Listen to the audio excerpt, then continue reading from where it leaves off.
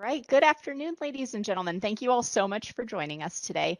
On behalf of AUVSI, I'm very pleased to welcome you to today's webinar, Visualizing Airspace Situational Awareness for Large-Scale BVLOS UAV Operations using the Ground-Based Surveillance System, Cassia-G. My name is Shannon Walker, and I am the Program Manager here at AUVSI and host for today's webinar. Before we get started, we have a couple of those housekeeping items we always like to go over before the presentations. So all of the attendee lines will remain muted throughout today's broadcast.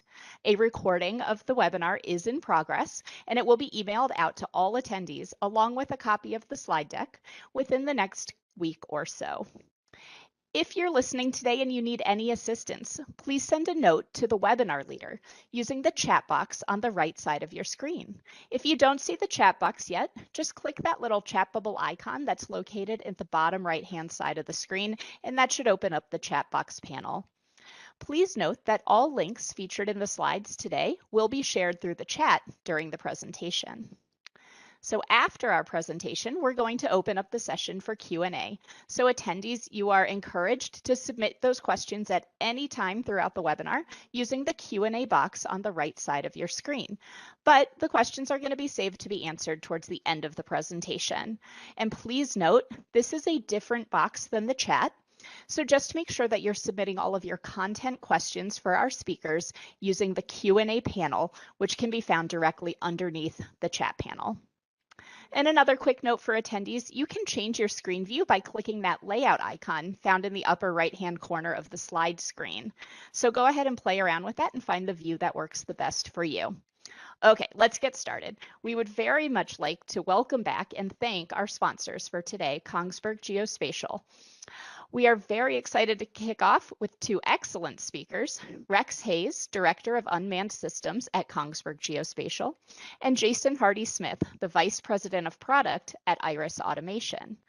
So this webinar, as we said, is brought to you by Kongsberg Geospatial, which is a subsidiary of the Norwegian company Kongsberg Defence and Aerospace. Kongsberg Geospatial is headquartered in Ottawa, Canada, and creates mapping and geospatial technology for a range of mission-critical applications, including defense systems, air traffic control, and airspace awareness software for unmanned systems. Kongsberg Geospatial are the creators of the TerraLens real-time geospatial SDK and Iris UXS, a ground control station and airspace visualization system for safely operating UAVs behind visual line of sight.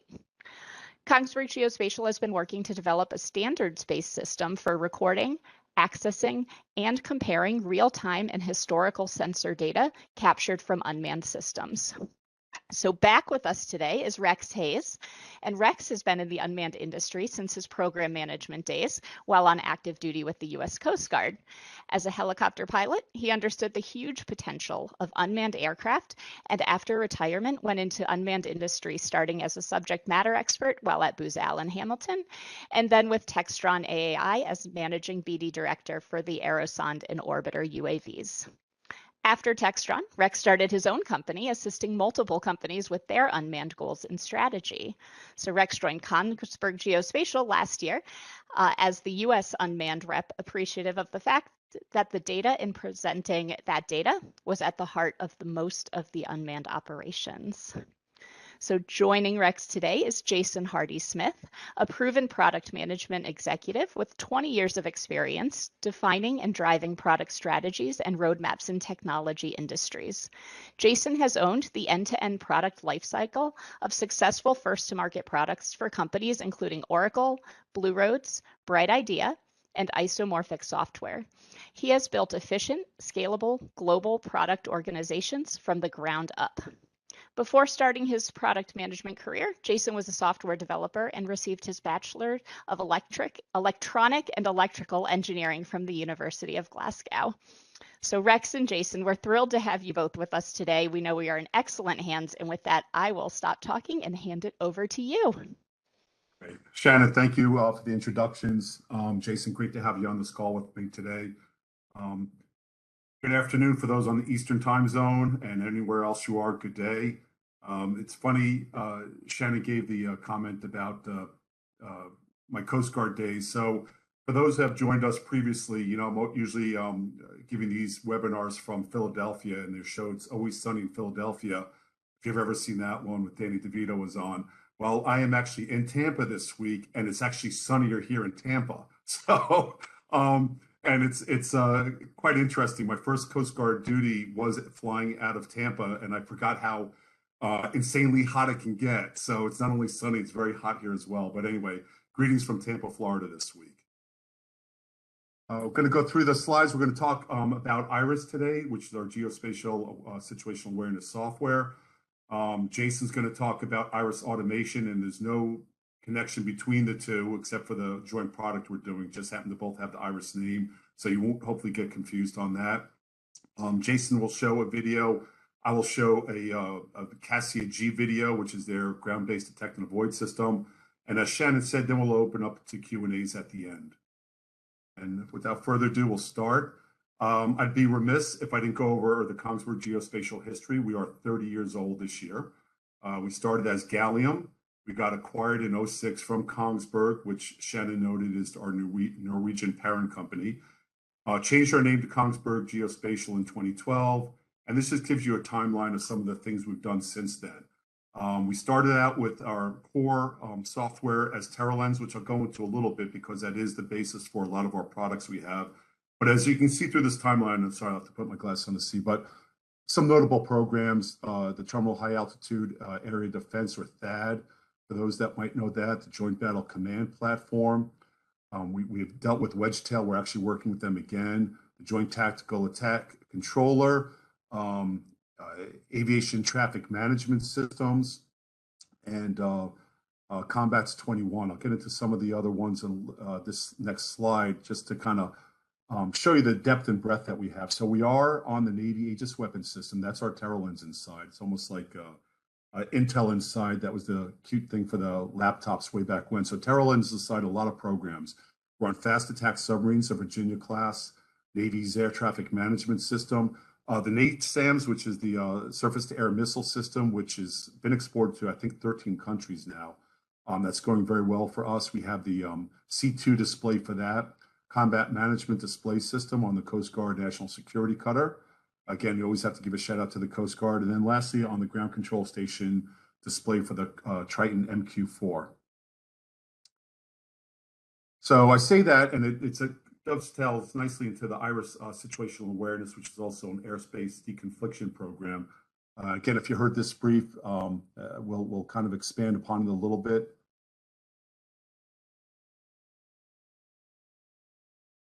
So IRIS situational awareness, it has several areas from a fleet management side to an airspace management side. At its core, it's a situational awareness display, and I'll show you that. It's one common operational picture that can put everything into your operational area, and that could be aircraft that are known through ADS-B. It could be unknown aircraft. It could be drones. Again, AIS ships. It could be anything in your area. IRIS can ingest, and we can display that. We also can ingest GCS, and I'll show you that again with our DDS. So we can actually control aircraft from IRIS as well. There's a counter UAV component of that as well. With Jason's company, that has potential as well with their optical solution.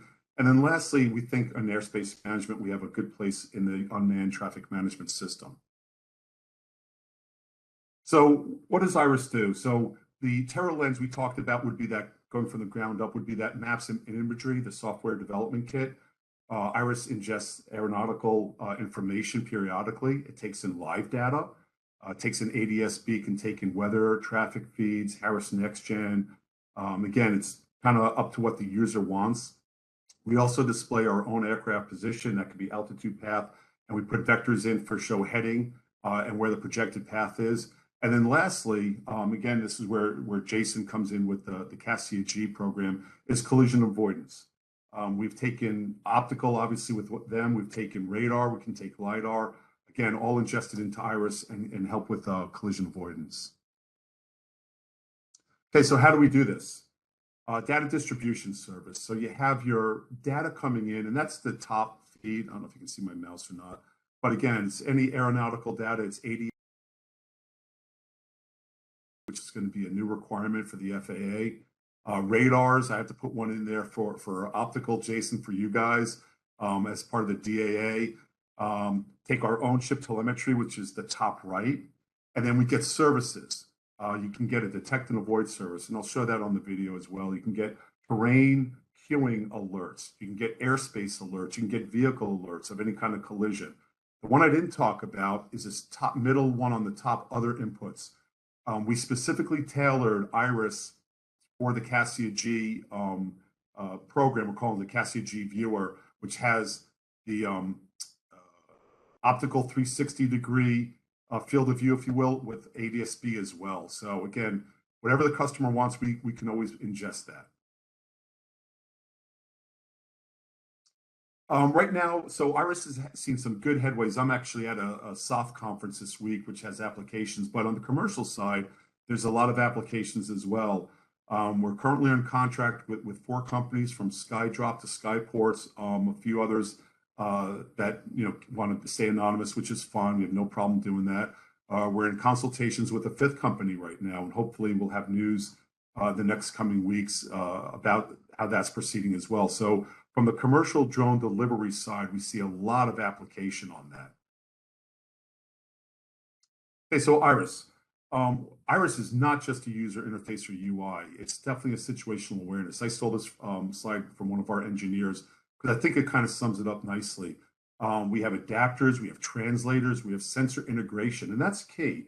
What we take is we take all these disparate sensors, if you will, and we correlate the information. So if we have multiple tracks from radar or from Jason's optical system, you're not going to get separate tracks as the camera picks it up. We'll actually correlate that so the user only sees the one track. We have algorithms that will say, yeah, this is the most valid track that you need to watch and follow. So we have a correlator in there, which is huge. Again, mission planning now has come out. If anyone saw us at AUVSI, engineers came up with a new mission planning window that we're using as well. And our engineer surprised me. I didn't know we had that until I showed up at AUVSI, and I said, "What is this?" So, sometimes BD and engineering don't quite talk as often as they should. I'm going to catch grief from Joe, and I know this. Again, data is passed over the DDS, and services come out with that. We have a thick client as well, and Iris can be as web viewer. Next one. So why did we do Iris?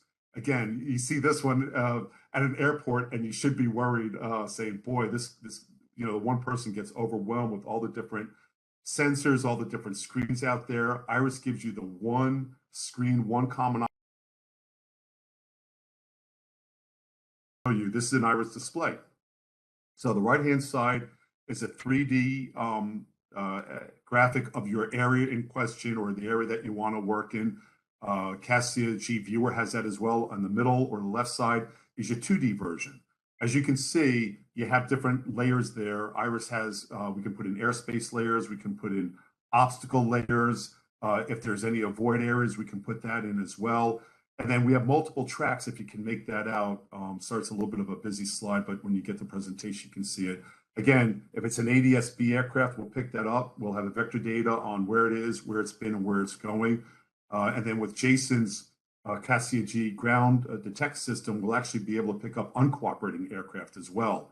And we'll mark those out and keep those in track as well. Left-hand side, we do have full motion video. You can have mission logs. Any of those cards are all adjustable as well. And you can pull those in and pull those out as you see fit. Okay, so the Cassia G viewer, again, mentioned it's based on TerraLens. It's based on Iris, and it's a tailored optical detect and avoid system. Again, it uses the TerraLens software development kit, and it uses the Iris's unmanned interface and unmanned experience. So for those clients that have used Iris in the past, they're going to know exactly where everything is and how it works and what it looks like. And it's tailored for Cassia Gs, and I don't want to steal Jason's thunder here, but their optical 365 detect and avoid system. What our engineers did as well is we put a display or an alert around the range of the Cassia G, so you don't have to watch it the full time. If an aircraft, cooperating or uncooperative, comes in there, you'll get an audio and a visual alert as well, so that will help with that.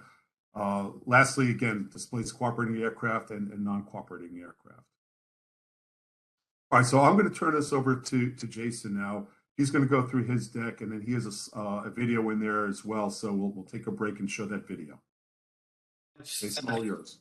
Thanks much, Rex. Big thanks to Rex, Chris, Paige, and the whole Kongsberg team for giving me the opportunity to speak today. Thanks much. And also to Shannon and the whole EUVSI team for hosting this webinar. Again, I'm Jason Hurley-Smith from Iris Automation. Iris, not to be confused with Rex's Iris. I'll try and make that clear as we go through this presentation. If you want to jump to the next slide, Rex, please. So start off a little bit about Iris Automation. We've been around for about 6 years. We're headquartered in Reno, Nevada, primarily because there's really good places for us to test our solutions there, kind of out in the desert. I'm based in San Francisco, and what we do is we develop computer vision systems. Like Rex said, they're all called Cassia. Cassia G is our ground-based one. But these systems are basically designed to make aviation safer. So, what really is a computer vision system? I think everybody's pretty familiar now with the concept of self-driving cars and kind of how they work. We're basically doing the same thing, but for airspace, right? We're automating the human eyeball. We have a bunch of cameras that stream video to computing power, and we use artificial intelligence to understand basically what's going on around us in the airspace. And we do that primarily so that we can detect non-cooperative air traffic, that doesn't have a transponder, or it's not broadcasting ADS-B. So that's the stuff that we really worry about, right? And we want to do that in an automated way so that we can have automated avoidance maneuvers, or at least avoidance can be executed really quickly and keep your drone operation safe. So we have a bunch of different flavors of products. We have products for commercial drones that actually go on board the drones. So talk a bit more about them in a minute. But basically allow you to fly autonomously beyond visual line of sight and detect any air traffic and autonomously avoid it. We have ground-based systems, and that's what we're going to be talking about most today. Again, same thing, detecting non-cooperative traffic, and then in this case we will be sending alerts to Rex's Cassia G viewer, which is part of Rex's Iris system. We also have general aviation products, so through a partnership with Becker Aviation. You can think of these basically, if you think of a helicopter pilot fighting fires and there's a lot of aircraft around about them, through our Cassia products, we can give them awareness to all that air traffic and prevent some of those, converging collisions that seem to more frequently happen these days.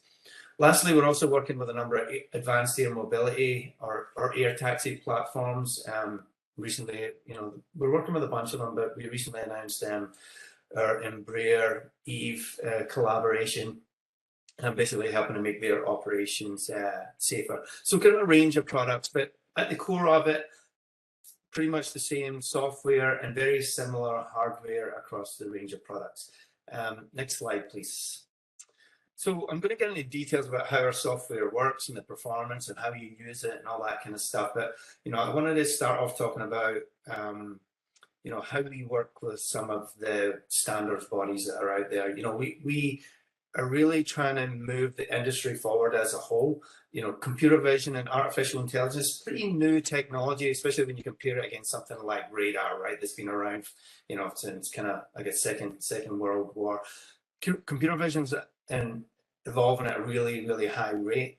And so we're working with, ASTM, RTCA, EURIC, basically standards bodies around the world, help them kind of understand the technologies, the possibilities, and help them work to define standards that will help us get these technologies out there and, in your hands, so that we can basically make airspace safer and make BVLOS a much kind of common occurrence.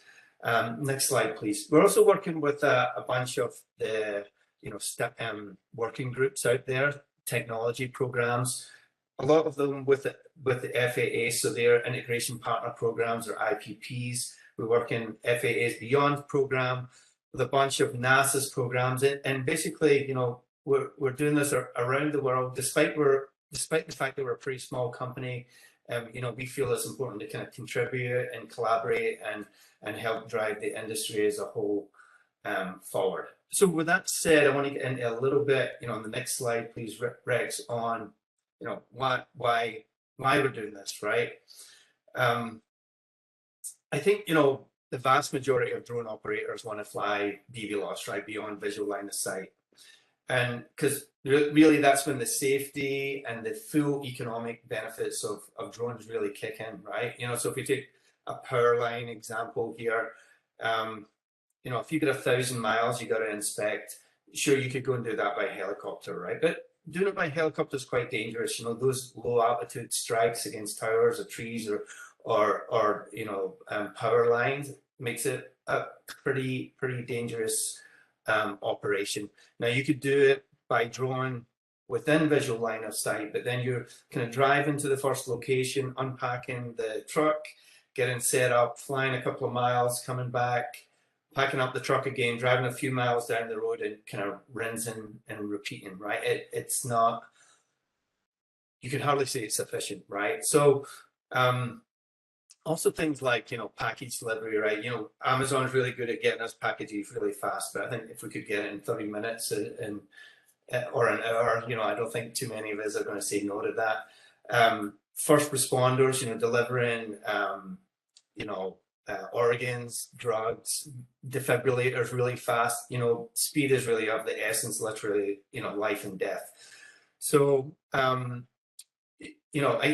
think, the one other point in that is right now we see most operations, multiple operators flying a single drone. We really want to flip that on its head, right? And allow a single operator to fly multiple drones. We get those kind of economies of scale. Probably preaching to the choir with all of this, but I think it kind of sets the scene of what we're going to talk about.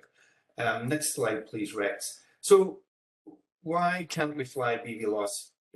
There's technically no reason why we can't, right?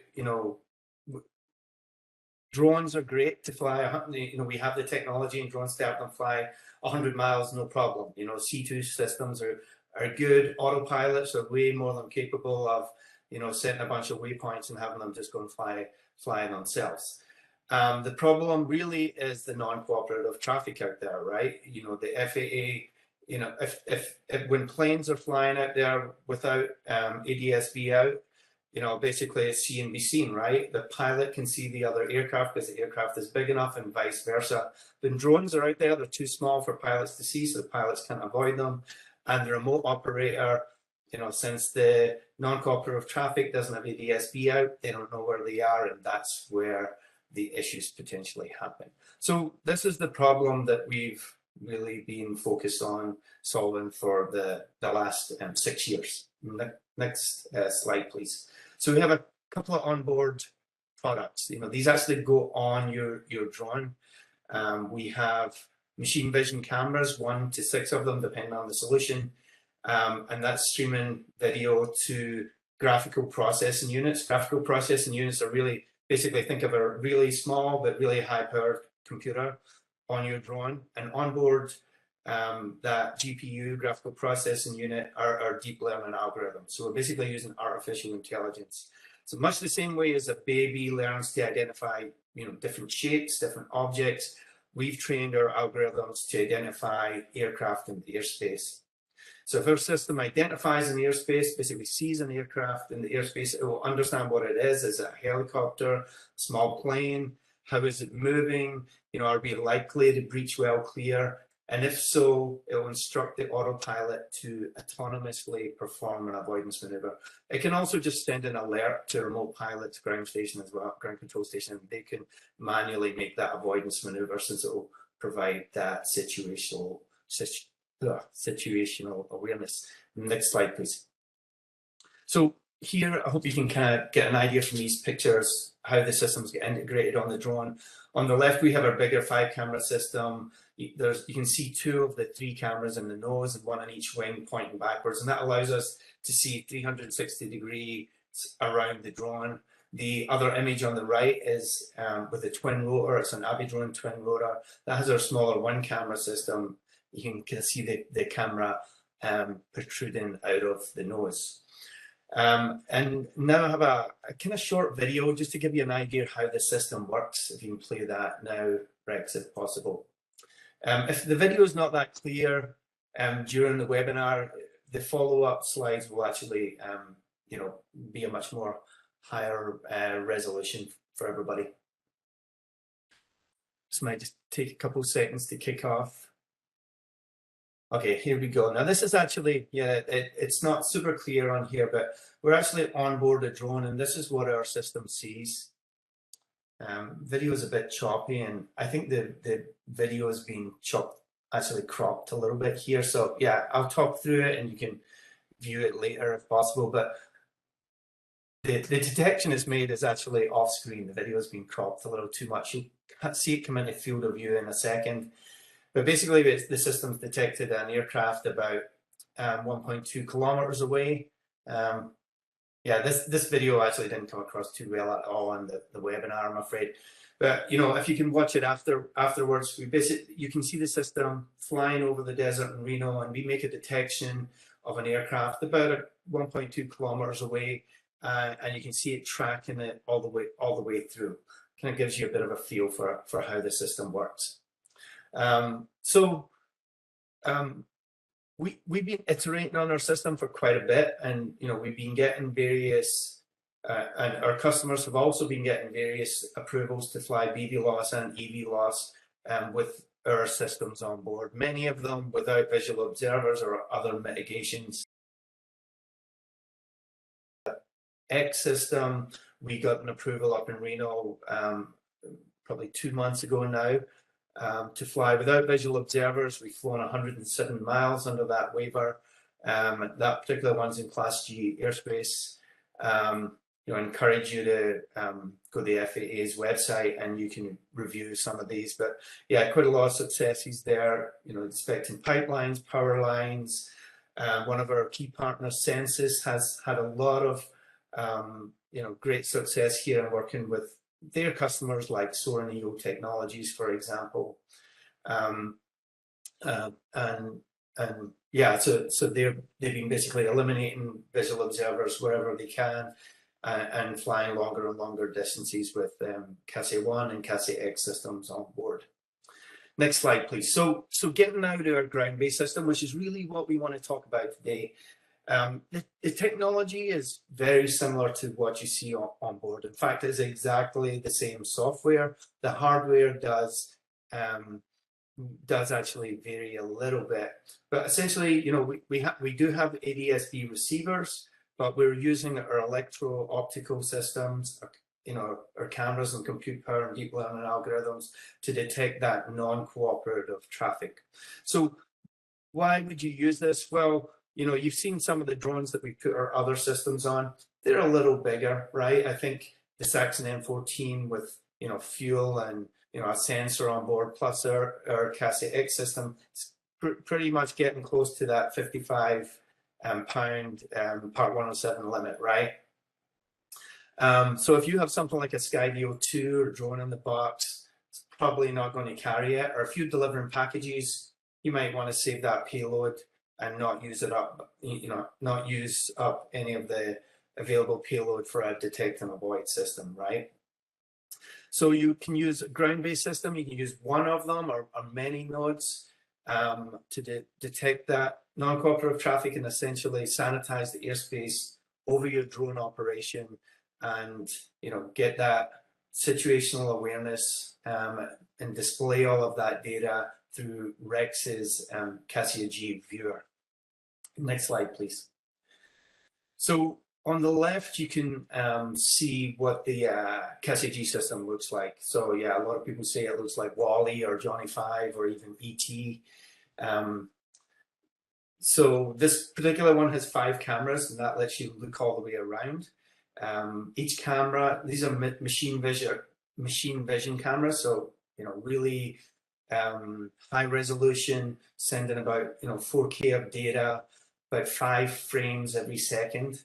If you kind of contrast that with a visual observer, a visual observer will stand and scan the sky looking for that non-cooperative traffic, scan a segment of the sky, and then turn and keep repeating that until they get 360-degree around, and then they'll repeat it. I'm not sure exactly how long that's going to take, maybe a minute, something like that.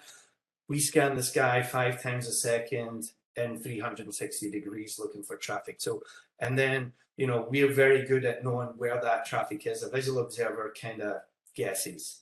Our system can also stay outside in the heat or the cold all day, doesn't need breaks for lunch, doesn't get distracted or bored, and it kind of turns up for work every day, right?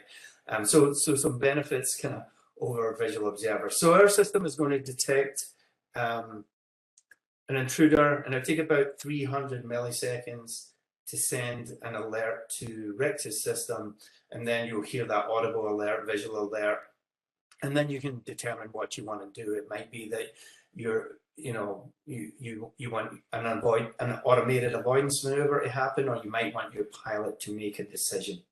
We'll also send zoomed in images of that intruder aircraft, so that that will help you make decisions too. You'll know how fast it's going, what direction it's going in, and really gives you that great airspace awareness.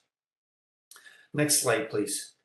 Here is a Cassia G out in the wild. You can see it's detected a helicopter up in the top right of the screen. Essentially what we're doing is we're not only just detecting something and saying there's something over there, we're going to actually classify it as a helicopter, multi-rotor,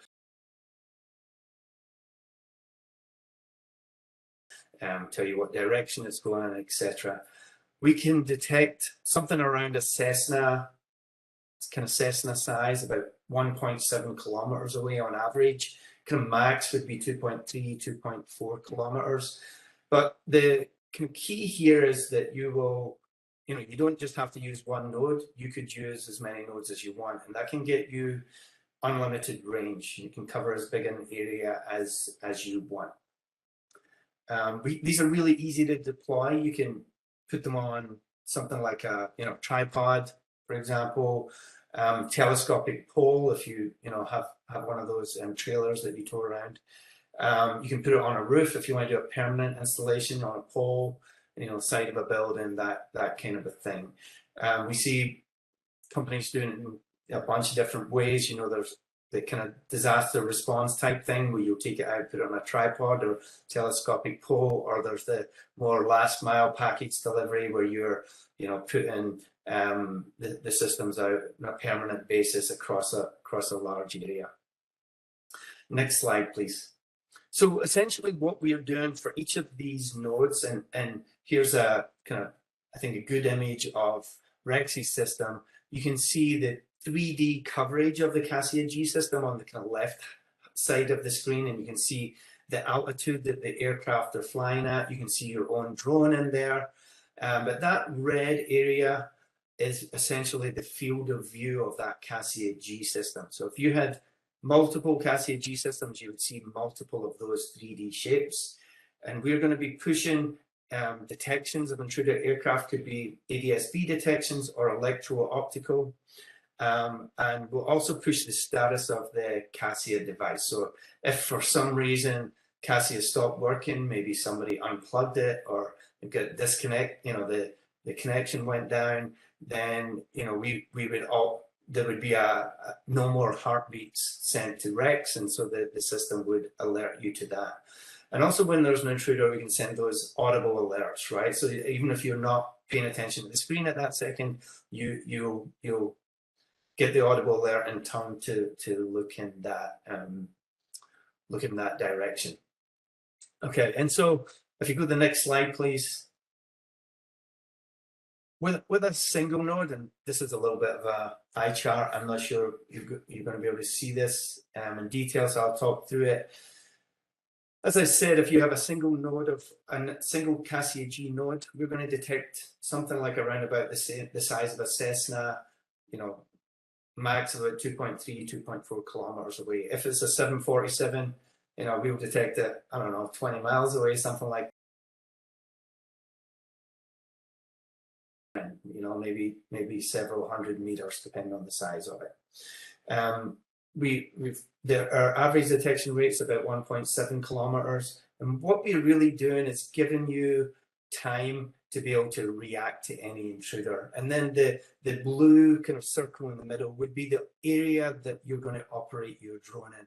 So this particular example of a single node might be good for you to, excuse me, do something like inspect a cell tower or inspect, you know, maybe a bridge, for example. If you go to the next slide, if you wanted to do something that's more long linear, for example, a railway line, or sorry, I'm losing my voice a little bit. A railway line, or maybe a power line, pipeline. You can string multiple of these together to create a corridor, and we're seeing a lot of companies doing that, and you know, either co-locating these with drones in the box, or using a larger platform to just, you know, fly the entire, you know, inspection. And then if you wanted to go to a larger area, next slide, please, you know, you can add many more systems to cover essentially as large an area as you want. And what you can note with that is that you don't just get the circle of operational area for each Cassia G, you get all the area in between too. So the area of operation really scales exponentially. You could, you know, there's a lot of different ways you could implement this. For example, you could just have a circle of Cassia Gs that sanitize a really large area that you want to sanitize. Next slide, please. So how do we know that Cassia G works? So, you know, we spend a lot of time, as I said at the start of the presentation, our headquarters are up in Reno. We specifically liked Reno because we have you know, a close ties to the university there. In fact, the offices we use are rented to us as part of the Reno University Innovation Center. The airport there is also closely located to a lot of Bureau of Land Management land that we can fly in, and it's located next to an airport too. And so we have some GA aircraft that we fly against drones pretty much every single day to test the performance of our system and to collect data. We also fly, and we've done that, you know, I think the slide is actually a little out of date. We've done about 20,000 encounters like that. You know, obviously we've had to build procedures and so on so that it's very safe, but it's a great way of showing how our system works and performs, and we collect that data and share it with civil aviation authorities around the world. Next slide, please. Give you an idea of how we test Cassia G in the real world. This would be this example here is something that we would do over a couple of days. So and the kind of pink red shape, that's representing the field of view of one of the 5 cameras in a Cassia G system. So we fly at the system at a number of different altitudes, so you know, 100, 200, 300, 500 meters, a number of different velocities, at a number of different points in the field of view of the camera, and at each of those points we fly at a bunch of different angles of incidences so that the system is seeing those intruder aircraft from really every possible different perspective. And you know, from this we can then understand things like what's our detection rate, our detection range, you know, how well we track an aircraft throughout those encounters, and many other things, what might affect the performance of our system. And so, you know, that's about, you know, like 168 encounters. That's probably a couple of days maybe a few days of flying, if all is good. But of course, we hit weather and fog, and up in Reno, we hit smoke a lot these days with all the fires.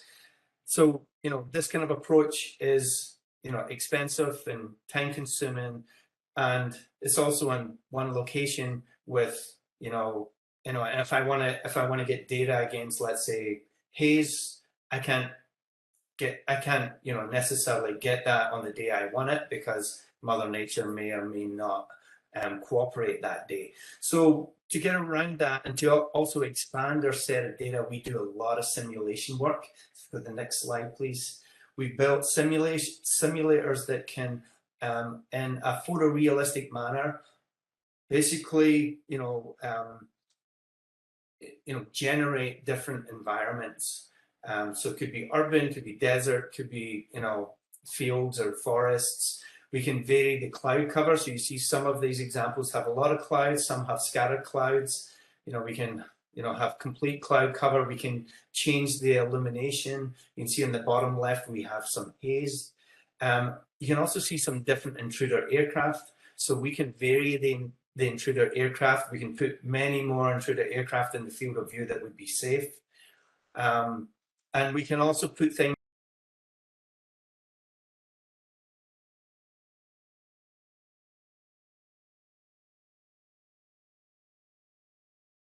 or if there's a lot of trees blowing in the wind, or if it's really smoky, or if it's raining, what might happen to the performance of our system.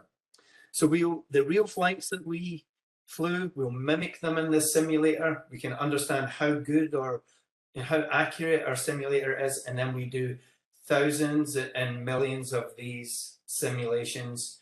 We analyze all that data, and then we present it to the civil aviation authorities like the FAA.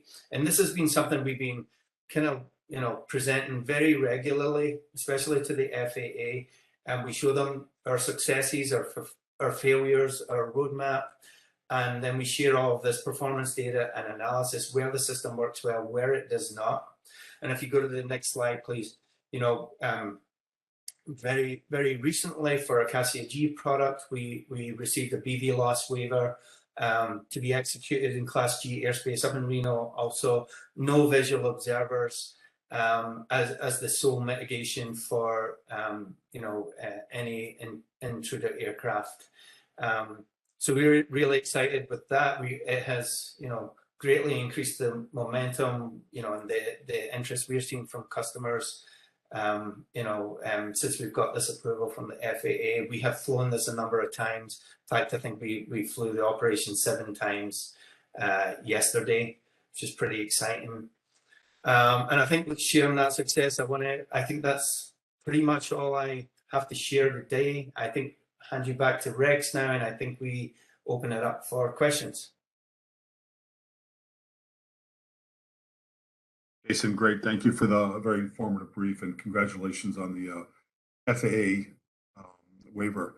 Let me go through, we have time. Let me go through a brief. This is at AUVSI. If anyone attended that, they could see this, but this will show you, here it is. So this will show you the UX UI of the Cassia G viewer that we put out. And thank you for giving me credit for this software. My engineers are going to kill me. Kongsberg Geospatial is definitely the one who put this all together. But again, this is 3D annotation. I'll talk a little bit over it. As Jason said, if you can see, and you'll have this to look at it later if you need to, but if you can see some of the tracks in the airspace that have ADS-B on it, great. Those are coming up through the ADS-B out. And if you see a Cassia G, that's been the one that they're picking up. That's an uncooperative aircraft coming into space. So that red donut, if you will, is the Cassia G limits, as Jason said, out to 1.7 kilometers. Again, you can, this is just showing some of the user interface things. You can change the color of it. You can change the alerts on it. What the engineers did is we actually put a circle around the outer realm of this. So if an aircraft comes in, you don't have to be paying attention. You can get an audio and visual cue on it. It shows all the vector data for the aircraft. It shows the history. Can show the altitude of where it is, where it's going. Again, it's all configurable. For those that are on the call that have actually worked with Iris before, you're going to say, yeah, it looks and feels just like Iris, and it does. Again, it's tailored just for the Cassia G DAA. Again, you see the aircraft coming in the space, leaving the space. At the center of it is the actual Cassia G system. You'll be able to do ranges from there. Again, a lot of the same user experience that we have in Iris is in this. As this plays on, you'll see the 2D map as well.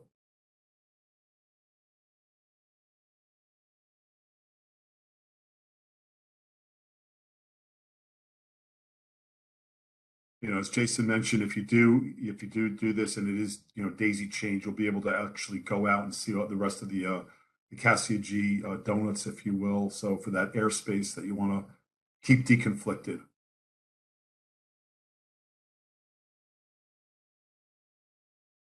We'll let this play on a little bit longer. And Shannon and Rachel will share the whole, it's a 4.5 minute video, so I have no problem sharing that with everybody. I probably won't show the whole thing here.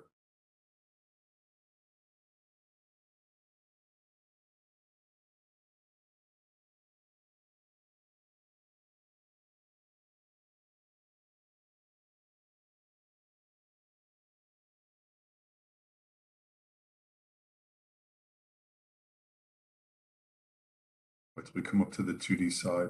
So you have the aircraft that you're seeing in there.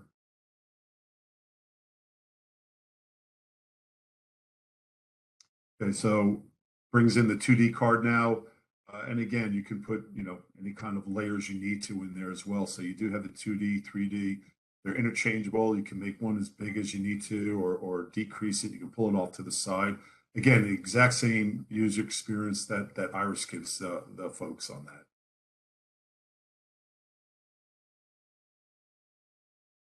And if you really need a detailed, we have a couple of customers that want a real detailed 3D view.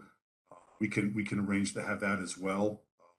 Right now, this is low res satellite imagery.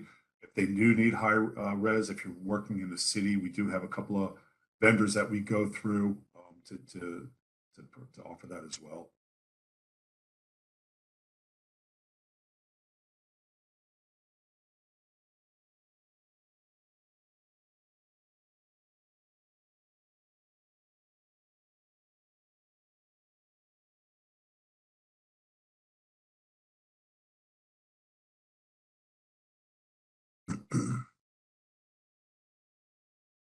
I think I'll stop that here.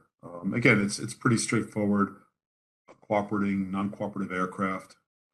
If you come within the field of view for the Cassia G, you will be detected. And get the vector data on the aircraft. I'll stop that here. Back to the webinar. You had Jason's contact info if you need it. Here's my contact info if you need. Again, it's Cassia G is not mine, but I can point you in the right direction on that. So at this time, Shannon, I'll send it back to you. I don't know if we had any questions at all. Oh, we do. The question box has been quite active, so we'll go ahead and jump right in and get to as many as we can in the about 12 minutes we've got left. So the first question, does Cassia G guarantee that the pilot will get a waiver to fly BVLOS? Yeah, I think this is probably one for me. So I think there's I know there are a lot of things involved in successfully getting a waiver. Certainly Cassia G is one of them, but it's only one of many, right? You have to look at, the robustness of your platform. You have to look at training for your pilots and, everybody involved and be able to demonstrate that. Your C2 system, you need to evaluate the air risk and ground risk. Are there any operations over people? And essentially put together a concept of operations. Likely after submission, you're going to get requests for information, for more information from the FAA that you'll need to respond to. So no, Cassia G will not guarantee you a waiver, but it is, it can be a key part in that, right? And we've shown that with getting our waiver without visual observers, but and certainly if you are going for a waiver with Cassia G, the FAA is more than familiar with Cassia G now, and we can share all that performance data to go along with your submission. But there are some other considerations like those I mentioned that you'll need to be aware of and account for too. All right, great, thank you. We had another question come in that asked, is all of this data available through the API as well? Yeah, so for Cassia G system, we're going to be we basically use an MQTT broker, if everybody knows what that is. Essentially a way of communicating the data out of our system. We have our own protocol for doing that, so we have a number of different messages for different things, right? A message for the intruder information, a message for the location of the Cassia G, a message for things like the heartbeat to show that Cassia G is running. I think there's also a question in the list about how data is stored. There are a bunch of ways to handle this. So for example, if you wanted to do something like categorize an airspace around somewhere that you want to have a drone operation and you want to use that data as input into your waiver application with the FAA, then you could basically store all of that data on the Cassia device and upload it. We have some tools where you can upload it and analyze it. Or essentially you could store a subset of that data, or you could store essentially just be sending it in real time to to Kongsberg Geospatial Cassia G viewer. And depending on how the Kongsberg tool is set up, I think you could save none of that historical data. I think you can save some portion of it. I think over to Rex on the kind of details of that. But needless to say, I think there's a lot of options there depending on what you want to do. Great, thank you. Another question came in asking if you have any insight in the long-range radio solutions. It says long-range. I don't know. I feel like I might answer the wrong question here. Is this related to detecting drones, or are these long-range radio solutions to essentially detect transponders? If it's that, I have a limited understanding, so probably not the best person to answer the question, I think. No problem. If the attendee that asked wants to follow up, feel free to in the Q&A box. And yeah, I think with either of those two things, I know people that do and would give much better answers than me, so I would be happy to share that if the person has the question. Follow up with me. Me again, I don't know who asked, but it might be an RF detection question, I'm going to guess. I don't know. That's what I was thinking. It was either RF detection of drones, or there's also some radio frequency detections to try and work at very long range to detect transponders from aircrafts that are not broadcasting ADS-B, and they basically do I think it's a multilateration across maybe 5 detectors to pinpoint the position of that aircraft. But I'm definitely not an expert in that space. Yeah, and for the Cassia G viewer, RF detection is not part of that. Iris, we can, if you use a OneSat, we can ingest RF if it's something along those lines. So they did clarify. They said long range UAV solutions, if that helps. It sounds like it's, again, and I don't want to speak for Jason, but the Cassia G, the single node is limited to 1 kilometer plus. You'd have to daisy chain out if you want to get that, if you're using that system. And if it's an RF detection at long range, Iris can do that, but it's not part of this. It's not part of this solution. Okay, perfect. Thank you so much. Do you plan to design a night version of Cassia G? Yeah, funnily enough, we are working on that. We were actually out collecting a lot of data last night across a lot of different types of sensors. So Sony has some really interesting low light sensors. We're looking at IR, rolling shutter and global shutter solutions.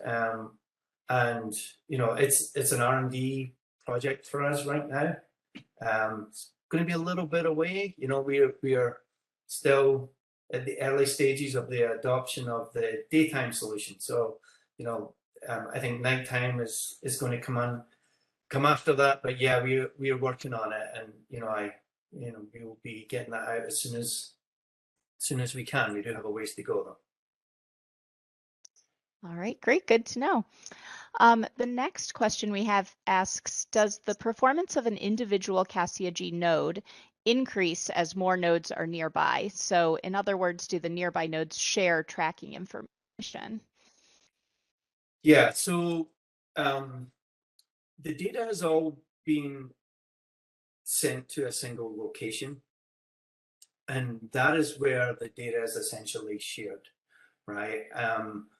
At this time, when we pick up an aircraft, and if it flies through different cameras on a single Cassia G system, then we understand that it's the same aircraft and we assign it the same ID. We're working on assigning that same intruder ID when it flies to the next Cassia G node. But that's something that could potentially be done in the Kongsberg system just now. So if that, and with that enhancement, then that would be achievable just now. That makes sense. Yeah, it does. Thank you. Another question that has come in starts with a statement. So range estimation is the challenge with any passive sensor. And this attendee understands that you use the AI ML to classify the target and through that estimate the range. Did the FAA have problems accepting the range estimation since it was based on AI and ML, or does the algorithm err to the conservative side when the classification is not clear? Yeah, so I guess there's quite a lot in that answer. So yeah, we're a monocular system. So, if you think we have two eyes in our head, right, and that enables us to judge distance pretty well. So given we do have multiple cameras, but they're looking in different directions. So from a single camera, if we detect something, we're determining what it is, right? Is it a helicopter, is it a small plane or whatever? And based on that, we kind of know the size of it, and based on how many pixels it takes up, we're able to kind of guess how far away it is. And we repeat this testing in different areas, different cloud cover, and with different intruder aircraft a lot, and take that data to, sorry, that's my really loud doorbell ringing in the background if people can hear that. And then we also simulate that data, right? We simulate that real world data, and then we, do gazillions of simulations. And our simulator is very conservative. In a simulator, it's very difficult to render, aircraft like a Cessna, more than about 1,500 meters away. So that by nature makes our analysis conservative. And then, we are just very transparent about what our range is. We build this into what we call our encounter simulations that we do about 1 million of for each waiver, for each drone type.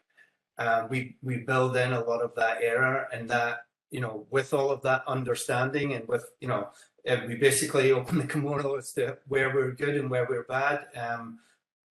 And I think also typically we'll do an avoidance maneuver as soon as we detect something. So in some ways, the range doesn't matter a great deal. What's important is knowing that there is actually something there in the first instance. So I don't know, that was quite a lot of data points, but I think it's kind of the collation of them that hopefully answers your question. Great. Well, thank you. We are short on time, and we are not going to get through every question that came in, unfortunately. So we'll wrap with one final question, and then any closing comments that either of you would like to make. So the final question is, obviously Cassia G can detect cooperative and non-cooperative traffic, but can it determine the weather remotely so that the pilot knows whether it's too windy to take off, for example? Yeah, so okay, on the wind thing, specifically, we're actually partnering with a company called True Weather to collocate wind, moisture, lightning, other sensors directly with the Cassia Gs. So that would definitely answer that question. We're also providing images from the Cassia G, so you could potentially, be looking out and see a windsock or a tree blowing in the wind to detect wind. We're also have been working a lot on being able to detect different kinds of visibility. So, for example, is it hazy or smoky and things like that that might affect visibility. Oh, the weather systems from True Weather that we'll co-locate as well. And this, I think, is really pretty interesting, pretty helpful to be able to detect cloud ceiling as well. So, and that's something that I think you can see from just the video of the Cassia G system to how low the cloud is on a particular day and whether or not you feel it's safe to launch. All right, well, perfect. Well, let me allow Rex and Jason any closing thoughts before we wrap for today. Yeah, Jason, please go ahead. Oh, thanks, Rex. Just like to say thanks again to Rex and team and Shannon and team for having me on to present today. And thanks for the thoughtful questions as well. I'll follow up on any I haven't responded to. And thanks for everybody that took the time to listen in today. I really appreciate it. Thank you. Yeah, and I want to say, Shannon, Rachel, thank you. Great job. Thank you to AUVSI for hosting this. Thanks to Iris Automation, our teammate on this, and Deborah. I saw Lori's on the call as well. So Jason, you, Lori, thanks. You've been great to work with, and we look forward to some great stuff in the future. Absolutely. Well, I'd like to keep the thanks going and say on behalf of AUVSI, we'd like to thank you, Rex and Jason, for this excellent presentation and this great discussion that we've had today. So attendees, as a reminder, you will receive a link to access the webinar recording along with a copy of the slide deck within the next week or so. And so again, we'd like to thank Kongsberg Geospatial for their generous support of today's webinar. And be sure to check back frequently to see our future webinar offerings, including some upcoming Kongsberg Geospatial webinars that we are tentatively scheduled to hold on September 21st and November 9th. So to look those up and to register for those, you just visit auvsi.org, click on events, and then webinars. So if you have any additional questions or comments, please email us at education@auvsi.org. And lastly, today's program is copyrighted by AUVSI with all rights reserved. So thank you all for joining us today, and we hope you have a wonderful rest of your afternoon.